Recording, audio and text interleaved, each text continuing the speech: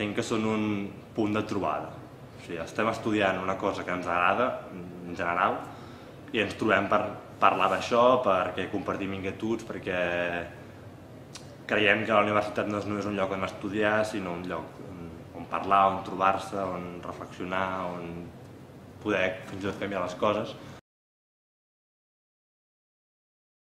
L'assemblea és un òrgan polític, o sigui, no d'una ideologia concreta, però constantment estàs fent política concreta. El que s'hi parla, sí, constantment hi ha política barrejada. No vol dir que parlem ni de partits ni de res, però sempre perquè estàs pensant sobre com vols que siguin les coses, com les pots canviar, com arribar a l'altra gent i informar, i no sé, jo considero que a vegades ens fa por, a l'Assemblea d'Humanitats, a vegades, ui, no, política, no volem entrar, no, però, sí, es fa política d'una manera o altra.